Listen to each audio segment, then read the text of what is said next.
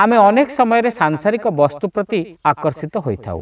आमर वेशभूषा रूपभेक गहना गांठी को नहीं आमे अन्य मानक आगे प्रदर्शित करू। समस्ते ताकू देखि आमको प्रशंसा करंतु आमे एया चाहू। मात्र वास्तविक जिनिस सेया नुहे। वास्तविक है आमर गुण, आमर ए शरीर, आमर ए मन, यह हूँ भगवान दान। से आमे भगवान निकट में कृतज्ञ होगा दरकार। यह प्रसंग रे गपटी नगरी ठारू दूरवर्ती से गाँव में से दिन श्रीरामचरित मानस पढ़ी शुणाउथिले संत कवि तुलसीदास।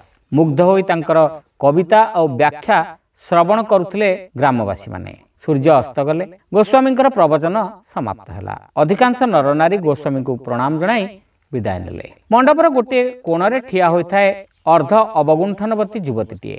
मन होता है से भी गोस्वामी को आसी प्रणाम करिब, अर्थात संकोच जोगु से तक करिपारु नाही। समस्ते चली जिबा सत्वे भी मंडप तले ठिया होइतिले जमीदार।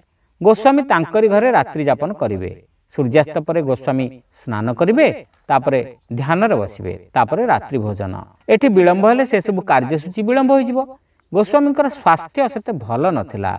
जमीदार चाहुतिले से महान अतिथि टिके सळ विश्राम नियंतु। अरे झियो, तू कौन गोस्वामी को प्रणाम करिवु? तेबे ठिया होई रहिचु काईकी? जमीदार युवतीटी को तागिदा करी कहिले। सल्लज स्मितहस्य खेलाई युवतीटी आसी गोस्वामी को प्रणाम कला। ता मुंडरे हाथ रखिले संथ। तापरे किंतु मुंड तोली युवतीटी हस प्रस्फुटित करी गोस्वामी मुह आड़े अनाई रही थाए। गोस्वामी स्नेहपूर्ण दृष्टि रे ताकू चाहिए। किछि कहिबु मा? से पचारले। मो नाम ललिता, मृदु कंठरे कहला युवतीटी। बड़ ललित नाम, पवित्र नाम, मंतव्य देले संथ। झीटी आहुरी लाजई गला, किंतु सेमती अनाई थाए। आउ किछि कहिबु? ना ना, सेमती किछि नुहे। तेबे मो मुहटी केमती लागुछि? गोटे उत्तम झीर मुह जेमती हवा कथा तो मुह सेमती रे मा। ना ना, माने आपण मो नथटी को देखुचंती तो केमती लागुछि? ओ नथटी भारी सुंदर होइछि। सुना परा? खाली सुना? खांटी सुना? गतकाली सी मो पई गढ़े आनिले। कौन दरकार थिला कहिले?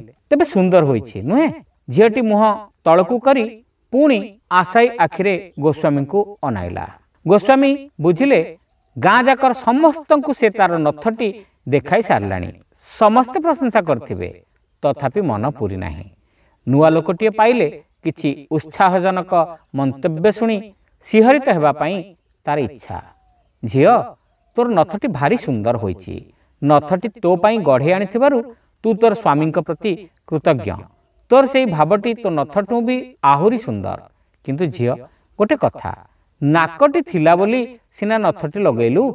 नथ गढ़ाइथिबा तो स्वामी प्रति कृतज्ञता जणाइबा संगे संगे एणिकी तोर नाक गढ़ाइथिबा भगवान को प्रति कृतज्ञ रहिबु। देखिबु तते आहुरी आनंद मिलिबो। गोस्वामी पुनर्बार युवती को आशीर्वाद देई मंडपरु ओह्लाई गले। गपटी आपण मानकु केमिति लागिला कमेंट करी निश्चित जणाइबे। चैनल नुआ होइतिले सब्सक्राइब करबा को भूलिबे नाही। रहिलु, नमस्कार।